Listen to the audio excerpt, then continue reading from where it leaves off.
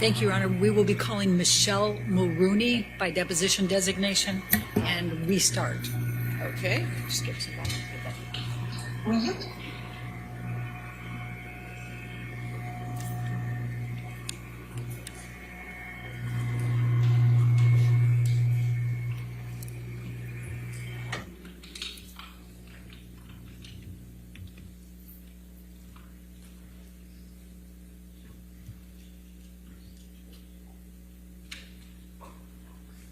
You just want to spell the last name for me? It's Mulrooney. All right. Okay. Please state your name and address for the record. Michelle Mulrooney, Los Angeles, California, 90067. Ms. Mulrooney, what is your occupation? I'm a partner at Venable LLP, an attorney practice. Could you just please describe give me a brief description of your educational background and work history? Okay, I attended USC and received my undergraduate degree in 1982. And then I again attended USC and received my law degree in 1985. I then worked for Gibson, Dunn and Crutcher until 1991. And then I worked for an entertainment law firm that was originally called Armstrong Hirsch. When I joined it, then later morphed into several names. And then in 2011, I joined Venable LLP as a partner. Thank you. What are your areas of practice and expertise? I'm head of the estate planning, the West Coast estate planning group for Venable. And does that estate planning involve any aspect of marital estate planning, such as things like prenups and postnups, prenuptials, postnuptials? Yes, we frequently do prenups, cohabitation, and postnup agreements for all the time. Would you please briefly describe what a prenuptial and a postnuptial is? A prenuptial agreement is where spouses contract on the economics of their marriage before they are married, and they discuss things as the nature, and they contract the things as the nature of the property, community separate, etc., and also things like spousal support. And in a postnup, the clients do that after they're married. They contract on the same issues. Do you regularly represent actors? Yes. I'm asking very narrowly, did there come a time when Amber Heard contacted you for representation respecting a prenup or a postnup agreement? At some point, I was contacted about an Amber Heard prenup. Ms. Mulrooney, I'm going to show you what has been marked as exhibit number 3, and it's an email from you to a Dana Lowry. Do you know who Dana Lowry is? Yes. Yeah. And could you please tell us who Dana Lowry is? She's a family law attorney practicing in Los Angeles. And this is dated Monday, February 2, 2015. And says, I look forward to working with you. Please send me, this is from you, please send me the bullet points for the economics of the deal. When you are back in the office tomorrow, I will have Amber's business manager get her financial information to me ASAP. I also like to exchange 2 years of tax returns, but not attach them. Is this your general practice? Let me know. Think. Who did Dana Lowry represent? Johnny Depp. I take it Amber in the actual document is Amber Heard. Is that correct? Yes. Okay. And if I just direct your attention to the top of the email where it says February, get control. February 2, 2015. What, if anything, does this do to refresh your recollection on when approximately you were contacted about representing Amber Heard in connection with the prenup? It makes the approximate date more clear to me. Okay. And based on this, when approximately were you contacted to represent Amber Heard in connection with the prenup or postnup? The early part of February, the late part of January, or the early part of February 2015. Ms. Mulrooney, I'm going to ask you to take a look at what has been marked as exhibit number 4. And it is an email from you to Dana Lowry, which is Mr. Depp's counsel, correct? During this time period, correct. And it's dated Tuesday, February 3. And I'm going to scroll down first so we get the earliest part of it. And the first part of it is an email from Dana Lowry to you, dated February 3rd at 10:13, and says J/A deal points. Do you know what J/A means? I'm going to take you, first of all, to the bottom part, which is the J/deal points. Do you have an understanding of what J/A means? I believe it means Johnny/Amber deal points. Absent a prenuptial agreement or a postnuptial agreement, is California what we call a common law property state? No, What is it? it's a community property state. Okay, and what does that mean? Generally means that all earnings after the date of marriage are owned 50, each party has an undivided 50% interest in those earnings. Yes. What was your understanding of the purpose of the confidentiality agreement? It's very standard when you're doing a prenuptial agreement or a postnuptial agreement, when either party is disclosing their assets, that they ask for a confidentiality agreement. You respond on February 17, Dana, I have forwarded to Amber. She is filming a movie, but hope to connect with her by the end of the week. I will keep trying to move forward. I'm asking you what you meant by I will keep trying to move forward.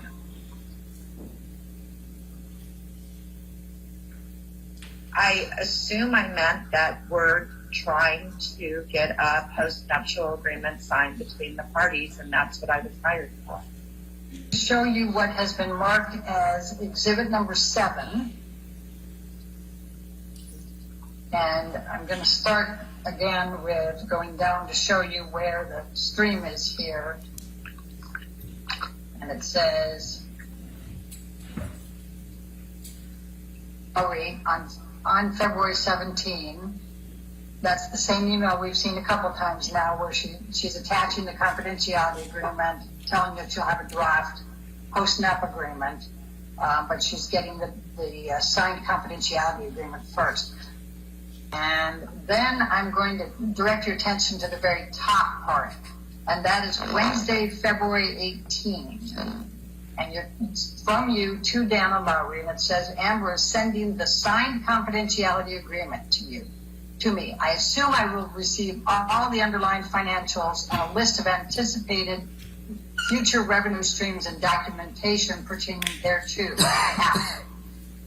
What did you mean by underlying financials and a list of anticipated future revenue streams and documentation pertaining thereto? I mean, this is typical for an actor. They have profit participations, back ends. I wanted to have a list of what his future revenue would be. He might have had movies booked that he would render services after marriage. I just wanted to see the pro forma. What did you mean by back ends? Back end is either profit participations or royalties Sometimes it's box office bonuses. You just have to look at the underlying agreement on each movie, TV show, etc., to track what the revenue will be from each project. And why is that relevant? I want to know what they're going to make during the marriage. I want to know the income during the marriage. And those are all components of what they make during the marriage? Correct. Okay, thank you. All right, and then you said, I can't really comment on the document until I get this information. What document were you referring to there? The post-nup agreement that I anticipated she would send. How much time expired between when you were sent the confidentiality agreement for Amber Heard to sign and when you indicated back to counsel for Mr. Depp that Amber is sending the signed confidentiality agreement to you? The next day. What, if any, communication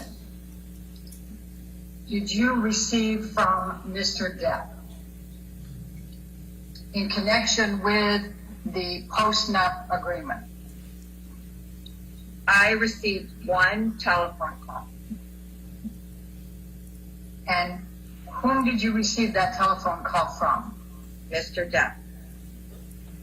Please describe the telephone call from Mr. Depp. My recollection is that he was very mean, that he called me names, and that he fired me on behalf of them. When you say that he was very mean, what did you mean? Well, my only exact recollection is he called me a bitch. Mr. Depp called you a bitch on that telephone call? Hearsay, Yeah. leading. What, if any, observations did you make during the telephone call from Mr. Depp, during which time he called you a bitch? I thought he was under the influence. Why did you think that? He was slurring his words, and his speech pattern was similar to my children's speech pattern when they were under influence. I was just extremely rattled by the call.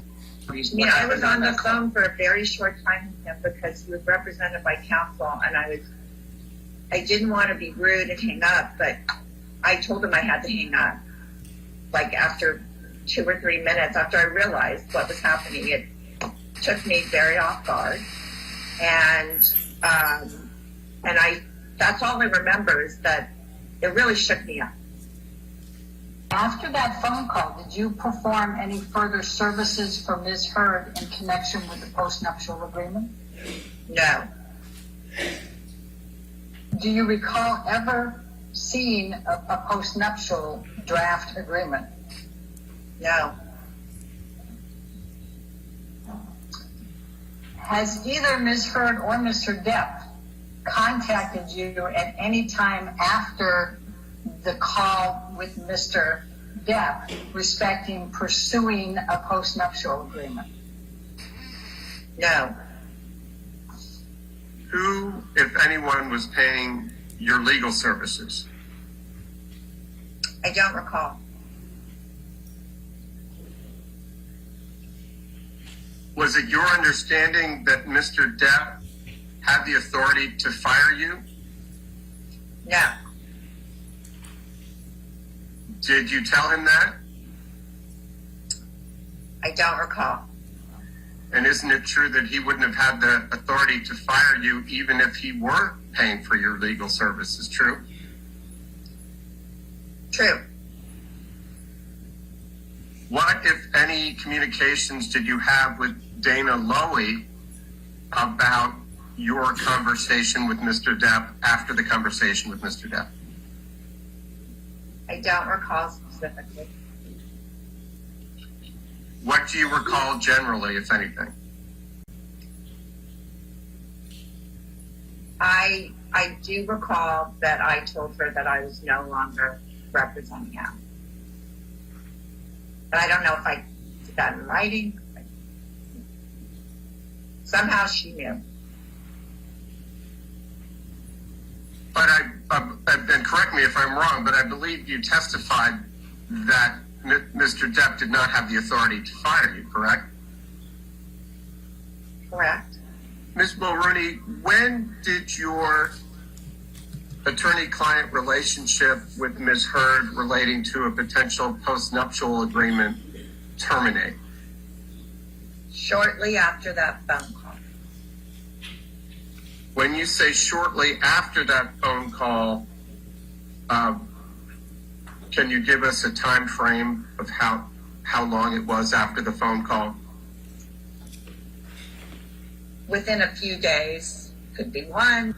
He didn't have the power to fire you, correct? Correct. Do you have any recollection of ever receiving any more communications from Dana Lowry furthering the postnuptial agreement after Johnny Depp called you and told you he was firing you on behalf of Amber and called you names? No substantive, I recall that there was no more substantive conversations. Is there any question in your mind that it was Mr. Depp who called you? No.